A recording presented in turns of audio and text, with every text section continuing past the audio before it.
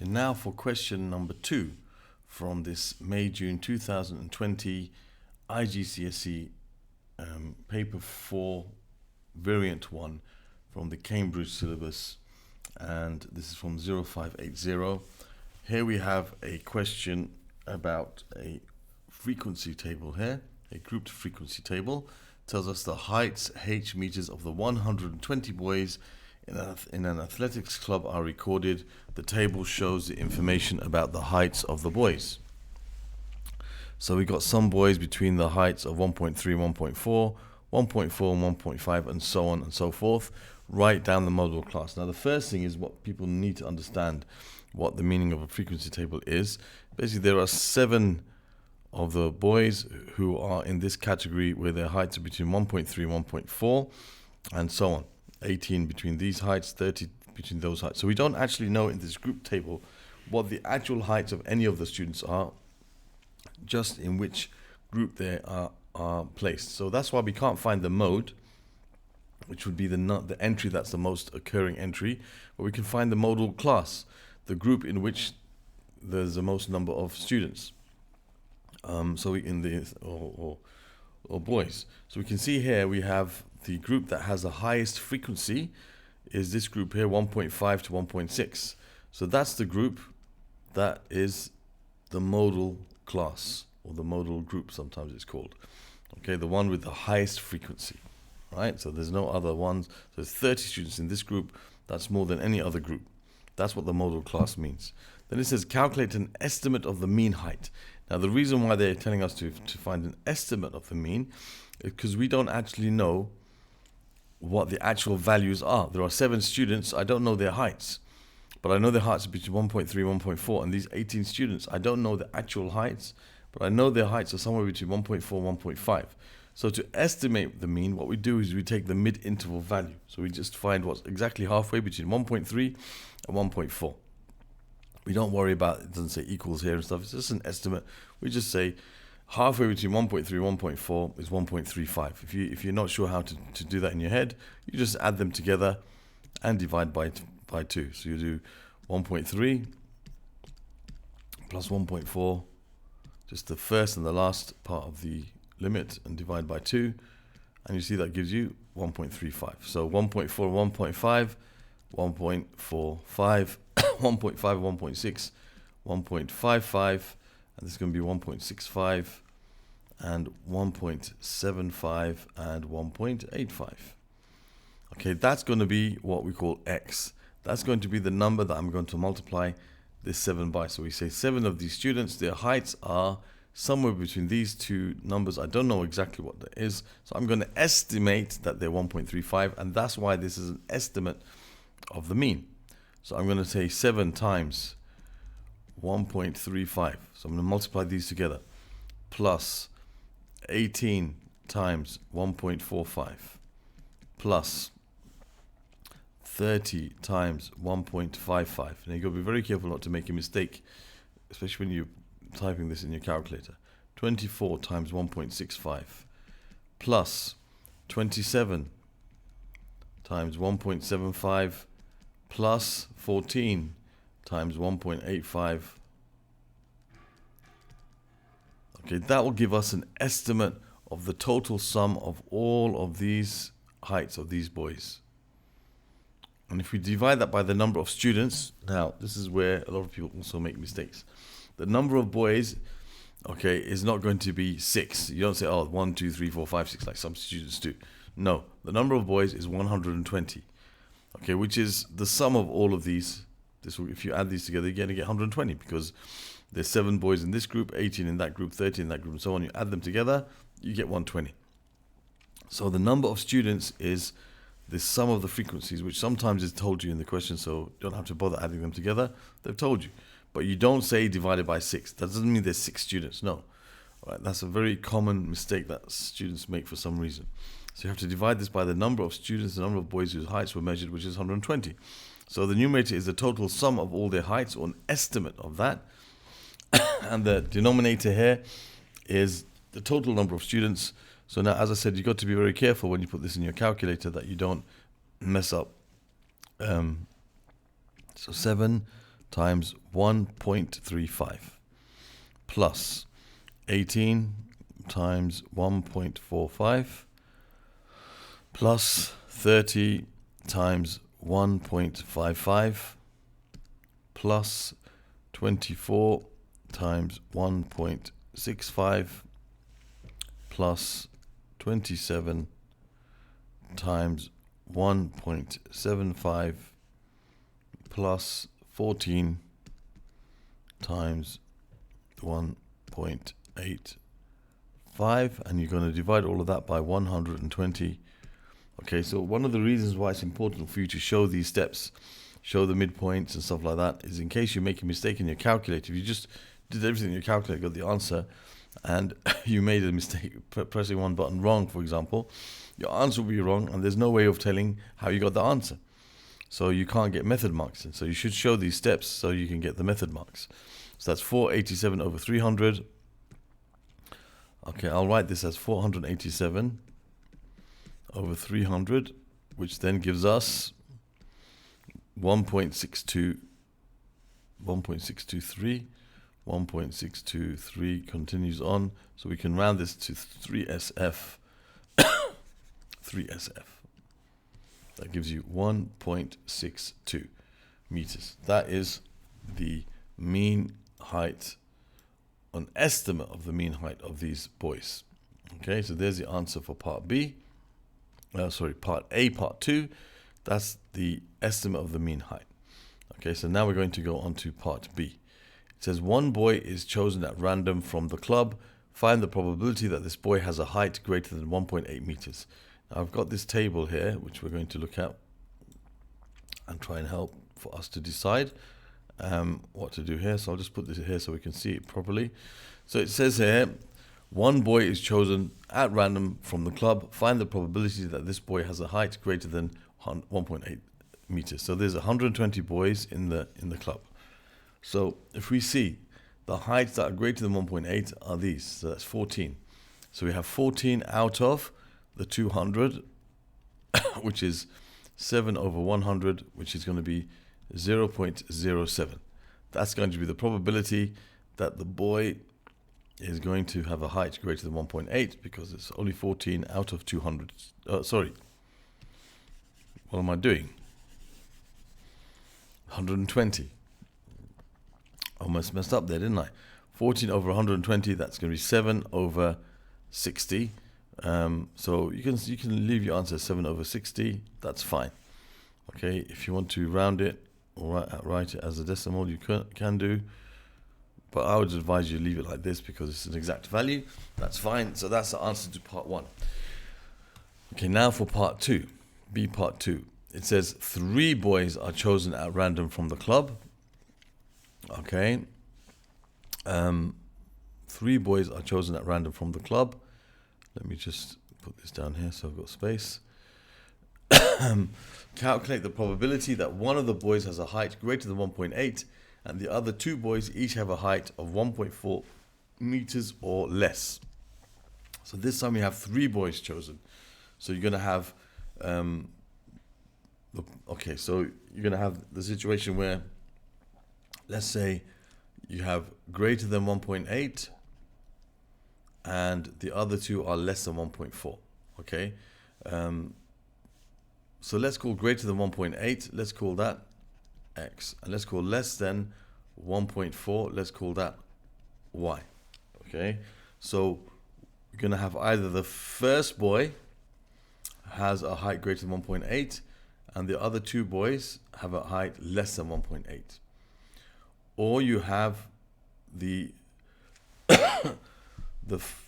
can have the first boy has a height of less than 1.84, sorry. The second boy has a height greater than 1.8 and the third boy has a height less than 1.4.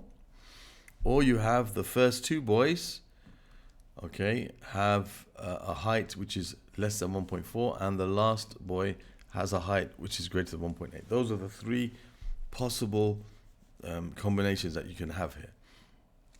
All right, so the probability that the height is let's put this like this, the height is greater than 1.8 is going to equal, as we saw here, 7 over 60. Okay. Now, that's if he's picked first, all right? Because we're gonna see there's 3 boys are chosen. So when you choose one, then there's one left less, because it's gonna be like conditional. Like if you chose one, there's gonna be one less in the whole group. So let's have a look at this. This is gonna give us, if we choose one of these, you're gonna have the first boy, if his height is greater than 1.8, he's gonna be 7 over 60. Now the second boy, okay, let's do out of 120. Okay, let's do out of 120 first. Okay, we'll do it according to these numbers. So the first boy, he's going to be, there's a chance of 14 over 120 of him being greater than 1.8. Then less than 1.4 is going to be 7, but this time it's going to be over 119 because there's one less student. Okay, and the third boy, now if he's going to be picked and he's less than 1.4, there's also going to be one less student and one less student of that height. So it's going to be times 6. All right, so that's going to be the first probability. Now, this is going to be multiplied by 3 because there's 3 different outcomes which will give you the same same probability. Because if you look at the second outcome, in fact, it will be the same as this, because even though the fractions will be different, the numerators and the denominators will be the same. And I'll just show you that so that you're clear on that particular issue. So I'll just make a bit of space here so we can see what's going on.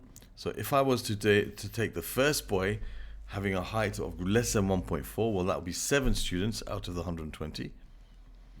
And the second boy having a height of greater than 1.8, well, there's still 14 boys greater than 1.8, but there's only 119 students remaining in the group. And the third boy having a height less than 1.4, well, we've already picked one of those. So that's 6 of those out of one less student, 118. So you can see that I have 7 times 14 times 6, 7 times 14 times 6, 120 times 190 times 118. That will give you the same answer. Similarly here, you'll see the first boy less than 1.4 is going to be 7 over 120. The second boy also less than 1.4 is going to be 6 over 119. And the third boy being more than 1.8, well, there's 14 of those still, but there's only 118 students remaining. So you can see these are going to be exactly the same thing. So I don't have to do them separately. I can just choose one of them and multiply it by 3, and I don't have to worry about these because they're exactly the same. So if you get a situation like that, you don't have to bother working them all out. Just first of all, work out how many combinations you're going to have. So now we just need to put this in our calculator. We're going to have, let's do 3 times, and then we're going to have the fraction 14 over 120 times 7 over 119 times 6 over 118.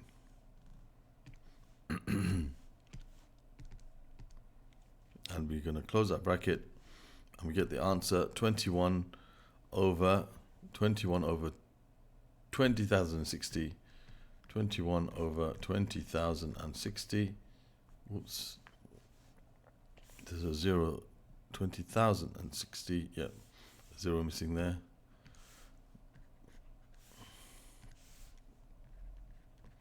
Okay. So there we have. Let's move this out of the way a bit down here.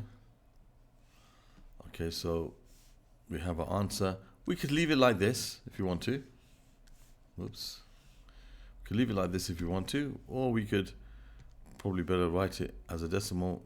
Oops, it's going to be very small. So we can leave it like this better.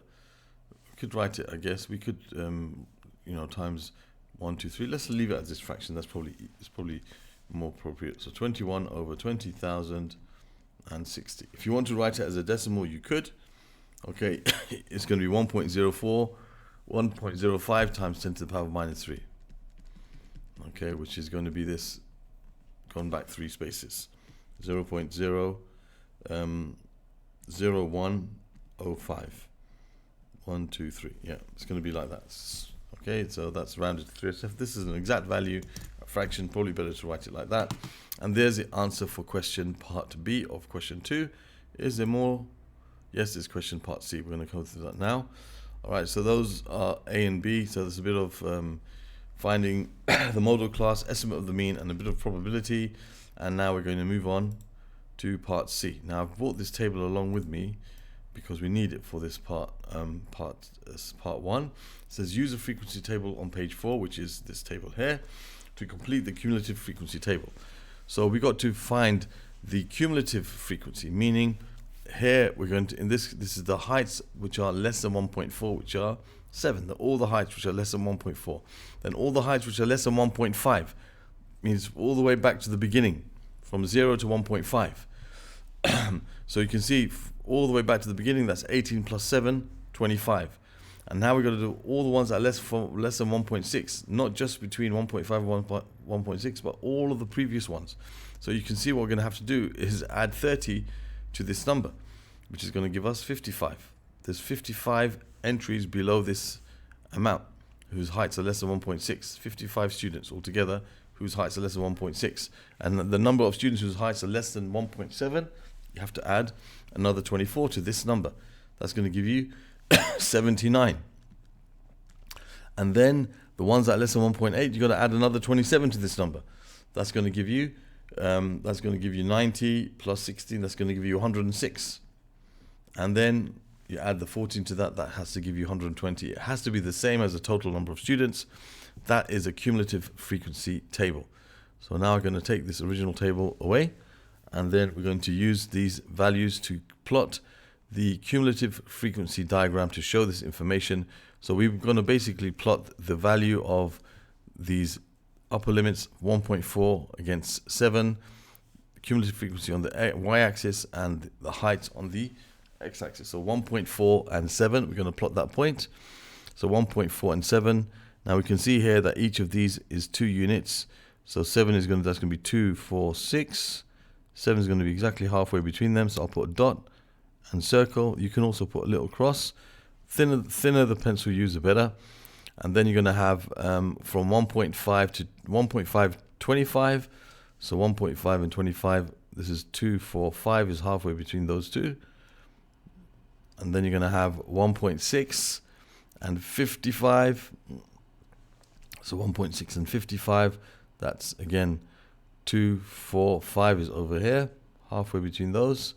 And then you have 1.7 and 79. So 1.7 and 79. So 1.7, 79 is going to be just before 80. So it's going to be between those two. And 1.8 and 106. So 1.8 and 106. So what I'm going to do is I'm going to kind of zoom out a little bit so I've got space to see everything. So I'll zoom out slightly. Okay, so I have 1.8 and 106. So 1.8, that's 100. Okay, that's 2, 4, 6. That's going to be over there. And then we have 1.9 and 120. So that's right at the edge here. 1.9 and 120 is right on the corner there. And here we have our points. Okay, they don't look too much like an S shape. They should be an S shape really, kind of like that. So now we got to draw the cumulative frequency table. Now what you could do here is you can either join them with a straight line if you wish, that's acceptable, or you can make a smooth curve through them. Both of them are acceptable. So we have the choice either to join them with a straight line, okay, like this, join those points with straight lines, that's perfectly acceptable, or to draw a curve if you want. I guess most people would like to do the straight line. It's a bit easier. You could also draw a curve that kind of will be like an S shape. So you have to join each point separately with a curve. It's called a polygon. Okay, that's fine. You can do that, and that's absolutely fine. So I'm going to do that for now. Drawing a curve would also be acceptable. So 1.8 and 106. Yeah, that's right. Just making sure that I've got the right values. Just 1.4 and 7, 1.5 and 25. 1.6 and 55, 1.7 and 79, 1.8 and 106 and 1.9 and 2. Oh, I forgot that one, didn't I? Let's join those together as well, of course. You have to join them all together. Forgot the last one there. Okay, so now it says use your diagram to find an estimate for the median. Now the median is the entry in the middle position, okay, halfway through the data. If there's 120 entries, then to find the position of the median, okay, the median position, you do, so the position of the median, okay, now the median is given the symbol Q2. Q2 means a median. Okay, so the position of Q2 median is going to be n over 2, which is 120 over 2, which is the 60th position. So we go to 60 in our table, and it's always good to show your steps. So I'm going to draw a thin line from 60 across to see where it hits our cumulative frequency curve, and it hits it. I'm going to zoom in and see a bit better. Okay, it's going to hit it exactly over here, which is slightly more than this. I guess you can say that's 1.8. That's 1.6. Now let's see what this scale is here. We have to work out the scale. Here you have, I think that's 0.1. It's 1, 2, 3, 4, 5. Yes, so that's 1.62. Okay, it's 1.62. Is it slightly more than 1.62? I guess we could say 1.62. We've zoomed in quite a lot here. I think 1.62 would be very acceptable. Okay, so that's fine. So we can say 1.62 for that. All right, so we're going to have 1.62 here. That's 1.62. So that's an estimate of the median, 1.62 meters. Then it says find the 40th percentile. Now the 40th percentile is basically that value for which 40% of the values are less than it. So we've got to go 40% of the way along the data. So the position of the 40th percentile, now the way you write 40th percentile is P40. Okay, so the position of P40 is going to be given by 40%, which is 0.4 times 120. That will tell you where it is. So you do 120 times 0.4. That gives you 48. So we're looking for the 48th entry. Now the 48th entry is going to be here. This is 48th entry. That's 42, 4, 6, 8. So we have to go along this line and see where it hits the curve, which is like about halfway in this square here. Right, so it's like halfway through the square. I've gone a bit further than I need to there. So it's about halfway through that square, something like that. Okay, so we can see that that is going to give us 1.5, that's 1.55, 1.56, 1.57, 1.575 we could say. 1.575, so that's 1.575. Now drawing these lines is like you taking or showing your steps. Okay, so this is for Q2 and this is for P40. That's how we found Q2 and P40. These are the values, these are the positions, these are the values of those. Okay, so those are the answers for part D, and I think that's the end of this question. Yes, it is. Okay, so there we have question number 2 completed, all parts. I hope that was clear. Thank you for watching, and see you soon. Sorry, before I go, you can find the questions on this from this paper in this playlist that should appear over here. Other questions to do with statistics in IGCSE you can find in the playlist over here, and you can subscribe to my channel by clicking on this link. Okay, thank you and see you soon.